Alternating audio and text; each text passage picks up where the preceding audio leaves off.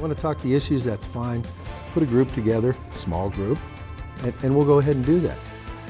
You've been asking to hear from Congressman Mark Amodei, and this morning we sat down with him for an exclusive interview. How he's responding to some of your concerns tops 2 News Nevada Evening Edition at 4 o'clock. Congressman Mark Amodei sat down with us today to talk about his latest term and President Trump's first 50 days in office.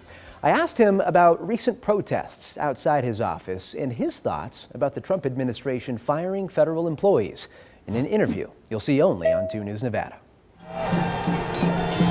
This was the site outside Congressman Mark Amodei's office in Reno less than 2 weeks ago. A crowd of more than 1,000 saying they want the 14-year representative of Nevada's 2nd Congressional District to host a town hall. It's about folks who, don't send a lot of Republicans Christmas cards and are like, we want you there so we can yell at you. When I asked him today about the protest, future protests, and the demand for a town hall with his constituents, he told me this is nothing new. During the last administration, or before that, they were doing Fridays at Mark's.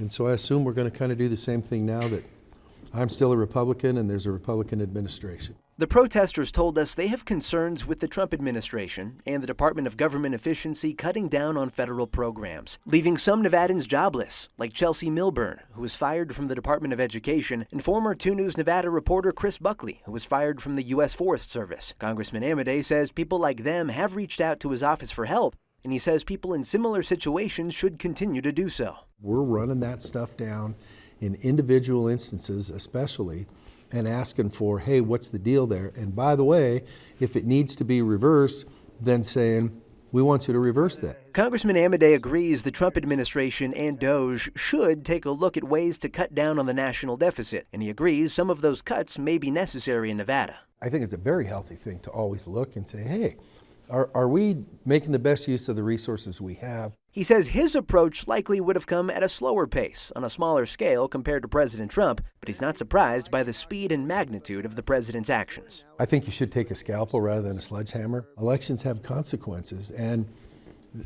this guy did very good in the last election, and so he's earned the right to give it a whirl.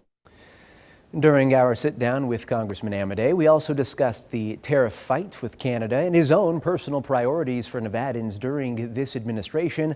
We'll get to that part of the interview on 2 News Nevada at 5 o'clock.